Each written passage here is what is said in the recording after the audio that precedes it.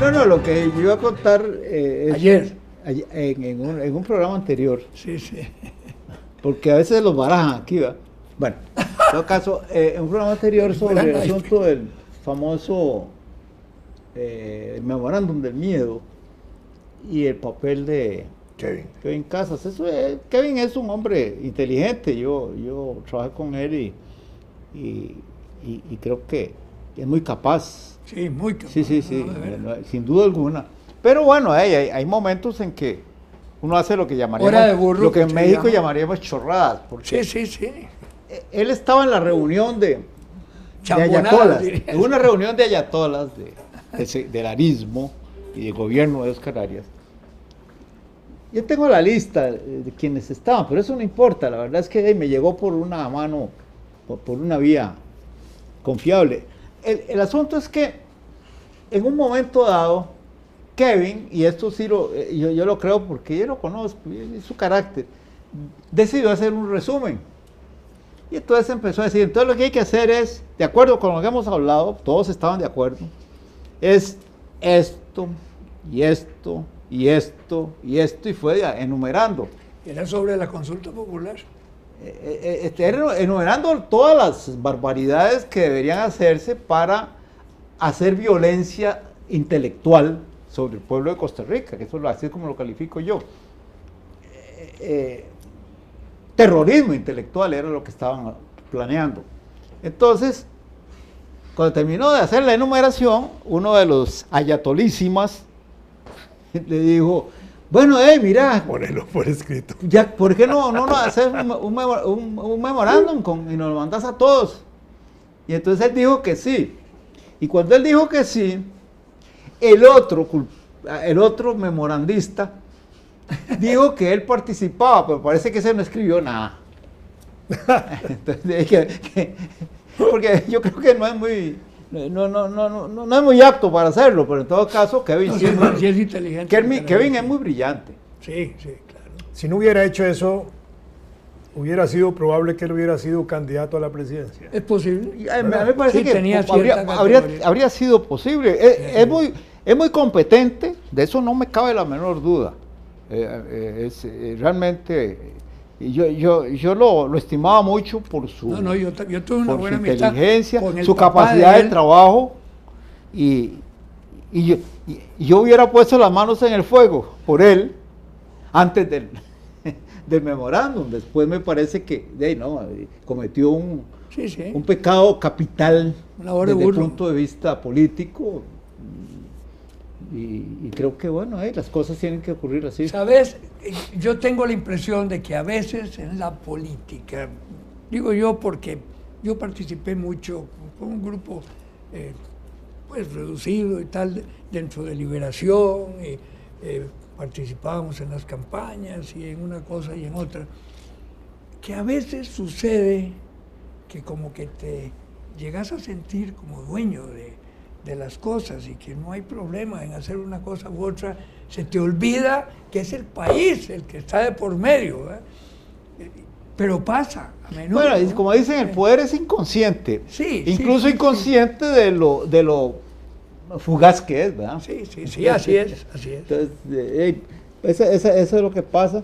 Por ejemplo, yo me recuerdo los textos sobre reforma constitucional para mejorar la elección de los diputados. Los textos de Kevin son excelentes.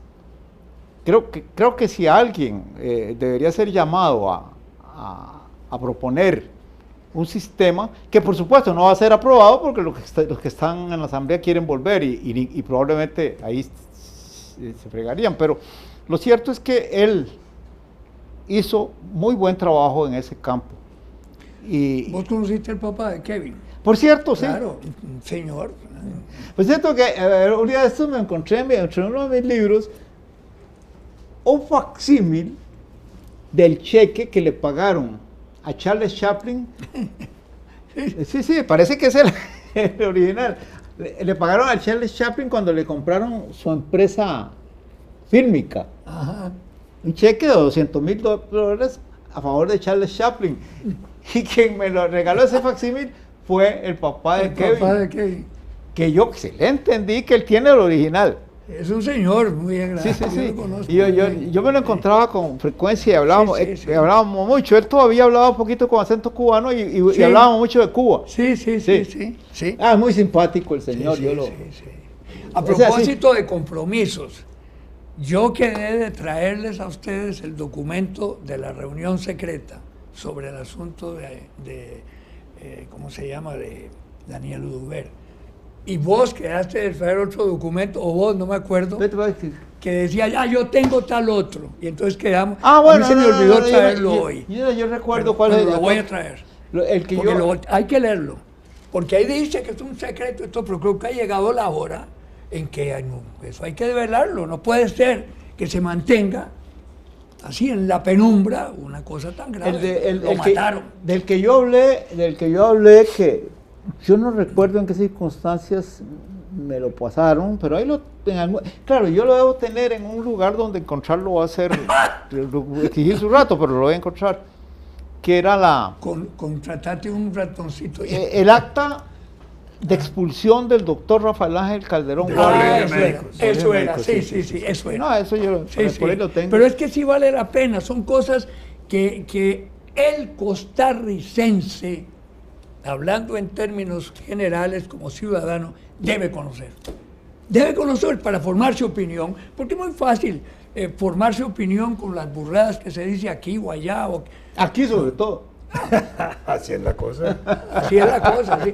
No, de veras, hay cosas que sí son serias. Por cierto, me parece a mí. Hay un documento. Vos lo has señalado, a Daniel no se le ha hecho justicia. Hay un documento profético, un texto profético que yo quisiera rescatar, pero no sé dónde diablo lo metí y a lo mejor lo usé para marcar un libro, entonces hay que tomarse tu tiempo. Petro Cañas lo marcaba como una empanada. ¿Se acordás? Decía Rodrigo Facio. Se está comiéndose una empanada y después sigue con la... Cuando Franco tomó la decisión, fue él, pero bueno, cuando de restaurar la monarquía y hizo todos los arreglos para que fuera Juan Carlos el rey, apareció en La Nación, poco después, un artículo de Oscar Arias, en donde le dice las buenas al rey al futuro rey Juan Carlos. Viera cómo lo trata, cómo lo maltrata. Seguro era partidario del tío, que era el que aspiraba. No. El artículo no tiene que ver con la cuestión dinástica. Antimonárquico. Pero como califica a Juan Carlos, de poco adecuado. Entonces yo decía, ¿qué fue mi alma? Si alguien le hiciera llegar a Juan Carlos, ya Juan Carlos ni siquiera lee, yo creo, pero le manda una carta que diga, ¿por qué no te callas? Exacto. Estaba pensando en eso. Hablando de Oduber otra vez, cuando Juan Carlos vino aquí, Oduber muy dócilmente se agachó ante él y dijo, desde hace 400 años os esperábamos. Sí. Peor todavía. Sí, esa fue una frase muy desafortunada. Sí, claro. Bueno, nunca vino el primer ministro de Noruega aquí. Porque le podría haber metido 600 años más, ¿verdad? Pero él no ruega. 600 años más. Sí, claro. No, en realidad 492 años más o menos. 500, me va a redondear. Sí, bueno, estas cosas. Mire, la verdad es que también de la política puede ser pequeña o grande, ¿verdad? Uno tiene que pensar que con un planeta de 7.500 millones de habitantes, la política de 4 milloncitos, pues bueno, está en su liga, ¿va? Está en su liga, así que entonces... A propósito de lo que estábamos hablando antes sobre esa comisión de Naciones Unidas, pero con unos técnicos ahí, interrogaron a un doctor que dio una serie de argumentos interesantísimos sobre la felicidad en los países. Y claro, me llamó la atención los países nórdicos, Noruega, Dinamarca, Finlandia, Islandia, sí, sí sale. Bueno, todos esos, y Australia, me llamó la atención Australia. Bueno. Pero le preguntarían a los descendientes de los maoríes. No sé. Hay que preguntarle. No, porque en Baltimore no le podían preguntar a los negros, ¿verdad? Sí, claro. Qué bárbaro. Pues es que puse en Facebook una cosa de un taxista de Baltimore que se llama Leroy Bronson. Todos. Sí, todos se llaman Leroy. Dijo que y él le roba. lo que el afroamericano Obama tolera que les hagan a los afroamericanos en América es lo que el ruso Putin no piensa tolerar que les hagan a los rusos en Ucrania. Se los lleva Putin. Pero ese concepto costarricenses, afroamericanos. Tal vez en Estados Unidos afroamericano tenga más relación directa porque los esclavos iban directamente de África a Estados Unidos. Pero en relación a la presencia negra nuestra, haciendo excepción de los negros que vinieron en 1650, que ya en 1800 no habían de esos, digámoslo así. Los que venían de Panamá. No, los que vinieron en 1650 a las plantaciones de café, que eran esclavos, sí. Eran esclavos, pero después, digamos, los que entran en el siglo XIX no vienen de África, vienen de Panamá y vienen de Jamaica.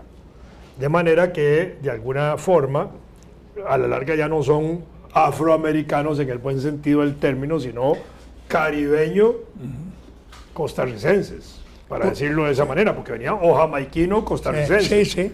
Pero no afro, porque eso sí es remontarse todavía más allá. Por cierto, por supuesto que si por razón de raza negra vienen de África, pues decimos afroamericanos, pero en el sentido más estricto y literal serían jamaiquino costarricenses. Sí.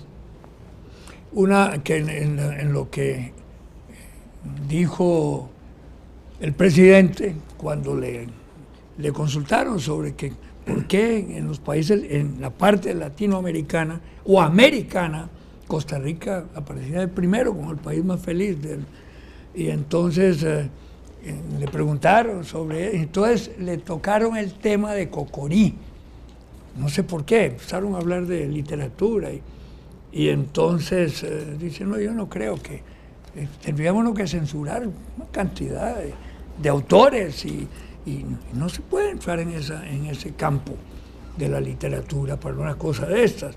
Dice, por ejemplo, dice, yo tengo ascendencia africana, dice, mi bisabuela o mi abuela no sé qué, vino de Jamaica y tal y cual, yo no sabía eso, pero lo dijo así muy... que enséñame una foto. Sí. Bueno, pues eso... Sí.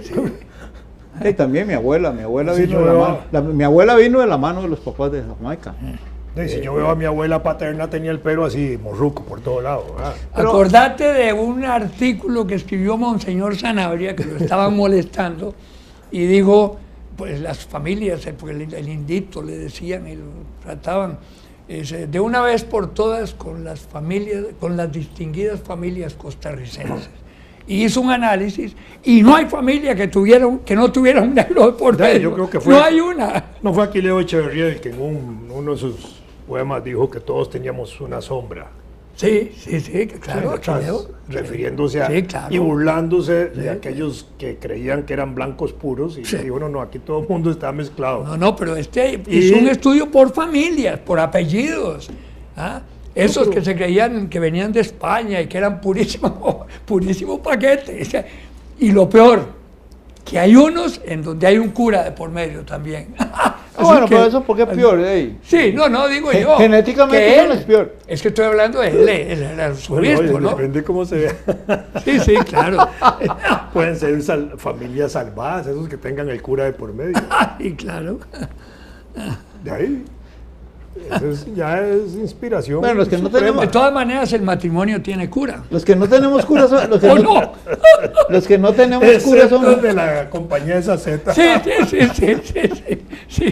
La Z ese no tiene cura. Ese tema, si yo me paso tirándole ojo a eso, pero desde una perspectiva más global. Yo un día publiqué un artículo de que tal vez no di en clavo como quería, pero llego y me encuentro en Milán una escena, estaba sentado yo ahí en un parque, una escena que consiste en lo siguiente: un grupo de carajillos escolares que venían con uniforme, con pintas nórdicas. Enseguida pensé yo en los longobardos, y ellos todos eran lombardos. La Liga Lombarda es un grupo político de extrema derecha en Italia. Y bueno, simpatiquillos, los carambillas llegan corriendo y se plantan frente a un grupo de 3 vendedores de chucherías y confituras. Y empiezan: ¿cuánto costa? ¿Cuánto costa? Y entonces los otros les contestaban en perfecto italiano: 2 euros, 5 euros. 5, ¿verdad? Sí. Y entonces me cae la peseta. Esos 2 grupos que estaban relacionándose naturalmente en una lengua que no era la de sus ancestros de ningún modo, porque el italiano que hablaban viene del Lacio y ellos venían de África y de Escandinavia. Los longobardos llegaron ahí provenientes de Escandinavia. Y dije: mira, que me hablen a mí de pureza étnica y de todas esas caramadas. Esos 2 eran recién llegados.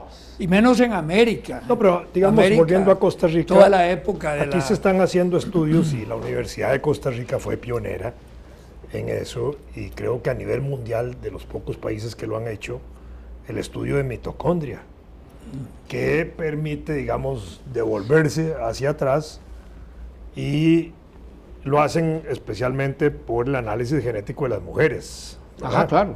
Entonces, ahí se ha logrado demostrar la composición sanguínea o genética de los costarricenses, y ahí tenemos hoy mezcla indígena, mezcla negra y mezcla española, digámoslo así, claro, fundamentalmente, y están los porcentajes, que no son tan despreciables para entender que ahí hay una presencia negra y una presencia indígena en todos nosotros.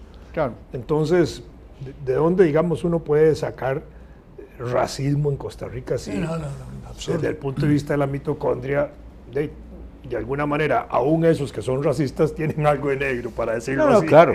Eso a veces el debate se vuelve tedioso. Bueno, yo conozco un escritor costarricense, conocido de mucha gente, no solo de Fernando Durán. Entonces resulta que una vez en un debate,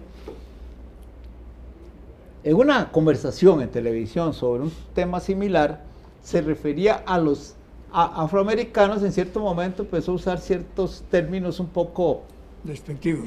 Sí, los negritos decía, y yo me ponía a verle la cara y decía: con la hacha que tiene no tengo que ir muy lejos para saber que por lo menos la abuela era negra y se ponen esos mates. ¿Cómo se le ocurre? Sí, claro. No se lo dije porque es capaz que le da un infarto. Pero... ¿Sabe qué? En ese artículo... No, pero el mismo Gutiérrez Mangel, si uno lo recuerda ahora en su gigantesca figura y sus rasgos, uno podría pensar que tenía algo de negro también. Él juraba que por sus rasgos faciales era un poco cromañón. A mí me lo dijo, y estaba divertido pues. Híjole, yo no lo tomé en serio. Pero no era cromegálico por la mandíbula ni por la carota que tenía. Lo divertido es que yo no lo tomé en serio, yo me reí. Pasados los años, ya él había muerto, me pongo a leer un poco sobre el tema y encuentro que efectivamente se ha demostrado.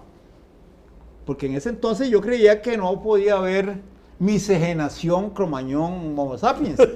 Y resulta que sí, que ahora han descubierto que hay 3 contribuyentes en a la humanidad en Europa, que son el Homo sapiens, Cromañón, y uno que es... el Neandertal. No, que tiene un nombre que se me pierde, que ha encontrado restos en los Urales y en la península ibérica, en menor proporción, pero la proporción Cromañón ya es elevadita, porque si no recuerdo mal era como del 3%.